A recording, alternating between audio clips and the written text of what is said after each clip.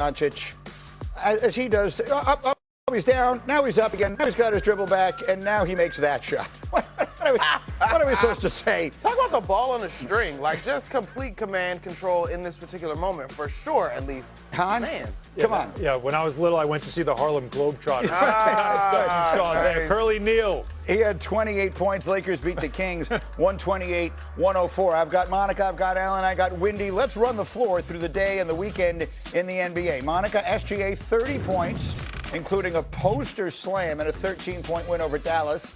Oh, no. And is he running away with his second straight MVP is the question. I mean, what do we do on this show, Greeny? We mince words, right? Running away? I don't know that because he is obviously subject to the 65-game rule. We got to see how that plays out. But is he still the leader? Yes, he is for me. Well, that's what changes all of these conversations, right, Alan? Like, if he makes it to the number of games, right, then he's the MVP, right? Yeah, it seems like that's the obvious choice here, right? I mean, he's literally running while Monica's saying he's not running anywhere. He was running on the screen. But he is, certainly. He's on one of the best teams. He's on a defending champs. He still is playing at a high level. He's got to get, of course, to the 65 number. I think he will. But if he does, yes, I think he's the obvious choice. Winman, sometimes teams are so good that we sort of leave them out of conversations.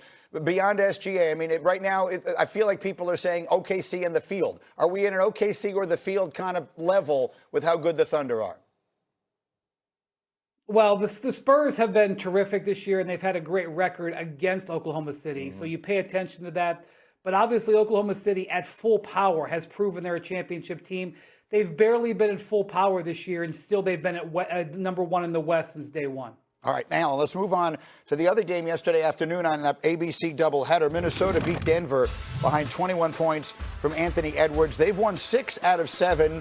Do you think we are sleeping on the Timberwolves? Well, we shouldn't be. Why? Because recent history tells us this is a team that gets to the Final Four. Back-to-back Western Conference Finals appearances. Last year, they were 6th seed in the West. Yeah. You know, they kind of do this during the regular season, but when you look at them, the bench, and then you see a guy like Anthony Edwards whose scoring goes up in the postseason, that tells you this is a team you do not sleep on. All right, so don't sleep on them. How about the other side, Monica? Denver 4-8 in their last 12 games. What do we say about the Nuggets? So much of that is associated with their health, right? When you talk about the return of Nikola Jokic and maybe not being true to his most MVP form, and then, of course, Aaron Gordon, Peyton Watson, the other injuries that have been speckled in there as well. Listen, the thing that I keep thinking, Greeny, is a team that has the talent and the potential to get to the conference finals is going home in the first round in the Western Conference. Like, I don't think we're sleeping on Minnesota. I don't think we're sleeping on Denver. Like, that 4-5 matchut. So you're saying there were 5, it's 5 deep in the West. I think it will go to the finals. I think it will be. By definition, there has to be a 5th team, and you're looking at it that way. Okay, so you're including the Rockets in that conversation. I think so. And I get it. We can point to an Achilles heel for all 5. But arguably, like, you would look at it and be like, it's not out of this world. And so that's the situation in the West. And then last night, Windy in the East, Boston handing Philly a 16-point loss. Jaylen Brown, another big night. He had 27, 8, and 8. But I'm told you want to highlight one of his teammates. Yeah, the reason the Celtics have played so well this year isn't just because of Jaylen Brown, but their role players. And Neemias Queta has been amazing for them. He had 27, 17 rebounds and 3 blocks in this game. Now, look, Joel Embiid was out, but he has been having major performances defensively for them all year. This guy was a decent backup for the Celtics last year. How they decided, based on what they knew about him, that he could be their starting center this year, and then he's been a borderline all-star player as their starting center, is a huge tip of the cap to Joe Mazzulla, Brad Stevens, and the rest of that team. So I know, and last week, parenthetically, I just want to throw this in.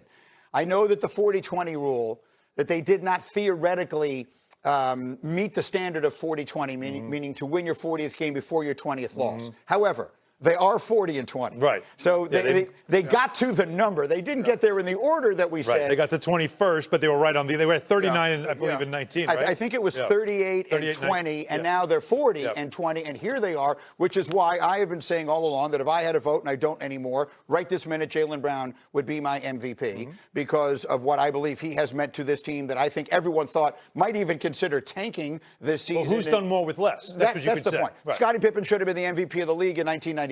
I've been saying it for now 31 years or whatever it is, and I believe that Jaylen should be that. Now, We don't have the permission to play it, so I'm just going to explain to you in the just released second episode of Jayson Tatum's documentary, which is called The Quiet Work. This is shot, it was like 6 weeks after he had the surgery on his Achilles. And he was talking in the interview, and this is all part of the documentary. And he says, look, I'm not coming back to be a role player. And 6 weeks removed from having surgery on your Achilles when you're Jayson Tatum, that's obviously a perfectly acceptable thing to say. Jayson Tatum is never going to be a role player. He's one of the 5 best players in the entire world. Right. That said, when it is released now, as it has just been, and the Celtics are having the season they are, and Jaylen Brown is having the season he is, and Jayson Tatum is the occasional lightning rod that he sometimes has been, people are going to make a big deal of it. Again, we wanted to play it for you, but we don't have the permission to do it. So, Wendy, I will ask you first and foremost, as we look at the Celtics and we look at the Tatum of it all right now, how do you think this thing plays out over the next 2-3 months? Well, if Jayson Tatum truly wants to be able to make an impact, he's going to need a ramp-up period.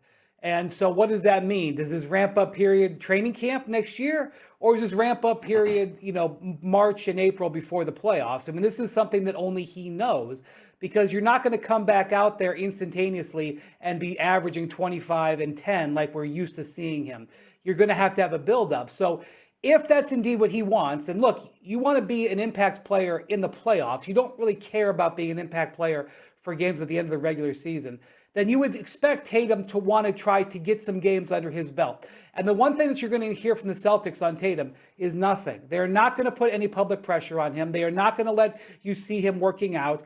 There is reports of people saying he looks great in these workouts, but looking great in a workout doesn't mean anything with how does that leg feel, where is his trust level with it. So, look, I think Jayson Tatum is intended all along to want to play. That said, I cannot sit here and report to you exactly what I think is going to happen, because I think that's still in development.